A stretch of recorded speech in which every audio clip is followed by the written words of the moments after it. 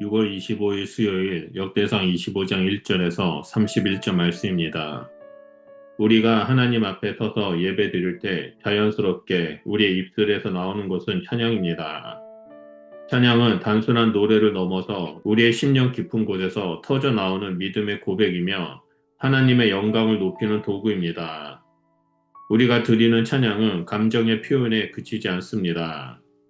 그것은 하나님의 임재를 갈망하는 영적 호흡이자 그분의 뜻을 세상 가운데 선포하는 예언의 통로입니다. 찬양은 하나님과 우리의 관계를 더욱 친밀하게 하며 하나님의 성품을 드러내는 역할을 합니다. 오늘 본문인 역대상 25장은 다윗이 여호와의 전에서 찬양할 사람들을 세우는 장면을 보여줍니다. 그는 이 사역을 아무렇게나 정하지 않았습니다. 각 사람의 역할을 신중히 구분하고 하나님의 감동으로 예언하며 악기를 연주하게 했습니다. 이 장면은 단순한 역사 기록이 아니라 오늘날 예배자가 어떤 자세로 찬양해야 하는지를 보여주는 귀한 본보기입니다.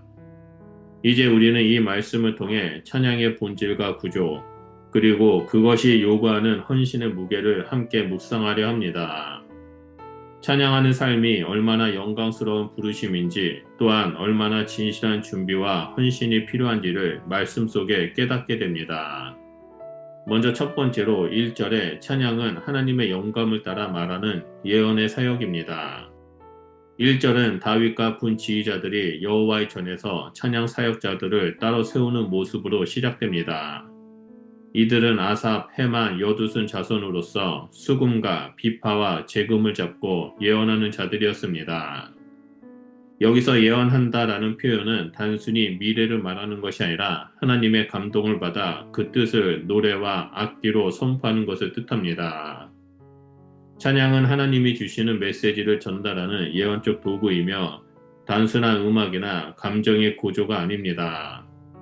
성령께서 찬양 가운데 역사하시며 우리 마음을 깨우치고 그 깨달음이 곡조 있는 고백으로 드러날 때 찬양은 곧 예언의 사역이 됩니다. 다윗은 찬양을 예배의 부수적 장식이 아닌 하나님 앞에서 가장 중요한 사역으로 여겼습니다. 찬양은 하나님의 영광을 드러내며 성도의 심령을 일으키는 능력이 있는 통로입니다. 따라서 찬양은 아무나 감당할 수 있는 일이 아니라 하나님의 감동을 받고 그것을 표현할 수 있는 영적 민감성과 준비된 기술이 요구됩니다. 오늘날 교회에서도 찬양은 단순한 예배 순서가 되어서는 안 됩니다. 찬양을 통해 하나님을 말씀하시고 회중은 그 말씀 앞에 반응하며 교제가 이루어져야 합니다. 우리의 찬양이 감정의 분출에 머물지 않고 하나님의 뜻을 세상에 선포하는 사역으로 회복되어야 할 때입니다. 둘째로 2절에서 7절을 보면 찬양은 감정과 공동체가 함께 세대를 이어 감당해야 할 사역입니다. 2절부터는 아삽, 여두둔, 헤만과 그들의 자손들이 등장합니다. 이들은 단순한 연주자나 노래하는 이들이 아니라 하나님의 전에서 찬양을 맡은 거룩한 사역자들이었습니다. 특히 이 찬양 사역이 가족 단위로 이루어졌다는 점은 매우 인상적입니다. 각 가문의 자손들이 아버지의 손 아래 배움을 받고 함께 여호와 앞에 나아가 찬양을 드렸습니다. 6절은 이들을 그들의 아비 손 아래서 여호와의 전에서 노래하며 제사장의 직무를 돕는 자라고 묘사합니다. 이 표현은 단순한 음악 교육이 아니라 거룩한 사명을 세대 간 계승하는 장면입니다. 찬양은 일부 사람의 특별한 역할이 아니라 가정과 공동체 전체가 함께 감당해야 할 하나님의 부르심입니다.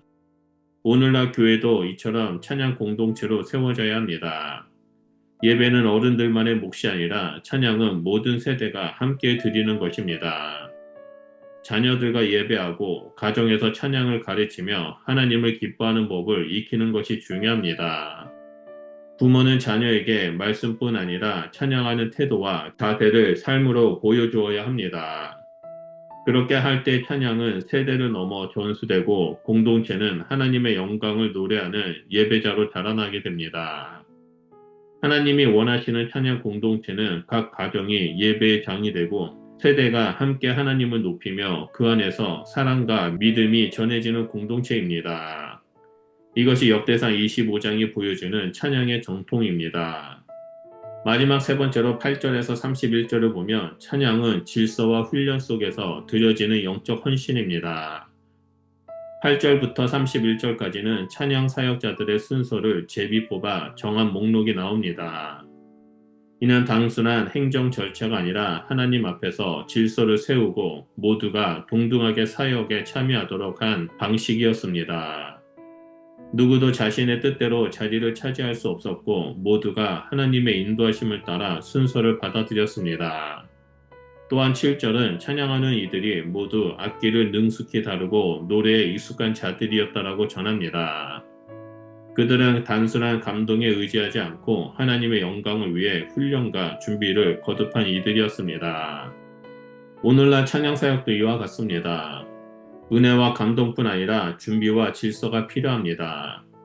찬양은 무대에서의 공연이 아니라 하나님의 임재 앞에 정결한 마음과 절제된 태도로 나아가는 영적 제사입니다. 실력만을 의지하거나 감정만으로 예배에 임하는 것은 모두 균형을 잃은 모습입니다. 질서와 헌신 안에서 드려지는 찬양은 하나님께 향기로운 제물이 됩니다. 역대상 25장은 이러한 원칙을 분명히 보여줍니다. 찬양은 말씀과 기도, 기술과 헌신 가운데 준비된 자만이 감당할 수 있는 거룩한 직분이며 하나님은 그러한 자의 찬양을 기뻐 받으십니다.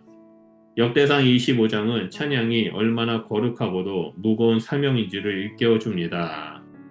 찬양은 예배의 한 순서가 아니라 하나님께서 감동 주신 말씀을 선포하는 예언의 사역이며 공동체가 세대를 넘어 계승해야 할 영적 유산입니다. 또한 찬양은 감정이나 기술을 넘어 질서와 훈련, 헌신으로 드러지는 거룩한 제사입니다. 하나님은 찬양 가운데 임재하시고 그 영광을 받으십니다. 그러므로 우리의 찬양은 삶 전체로 드리는 예배가 되어야 합니다. 가정에서 부모와 자녀가 함께 찬양하고 교회에서 세대가 연합하여 하나님을 높이고 일상 속에서 말과 행동으로 드리는 찬양이 하나님께 기뻐하시는 제물이 됩니다. 우리는 모든 위의 예배자만이 아니라 삶 속에서 하나님을 드러내는 자들입니다. 우리의 삶이 찬양이 되고 우리의 말과 행동이 하나님을 영화롭게 하는 예배가 되기를 소망합니다. 하나님의 찬양이 하나님의 마음을 움직이고 그분의 나라가 우리의 삶 속에 깊이 임하기를 기도합니다. 하나님께서 기뻐하시는 찬양의 제사를 날마다 드리며 그분의 임재 가운데 머무는 복된 삶이 되시길 예수 그리스도 이름으로 축복합니다. 기도하겠습니다.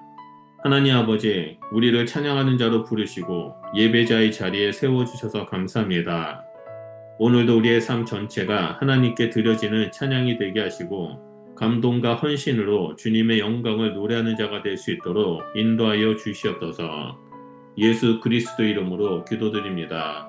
아멘.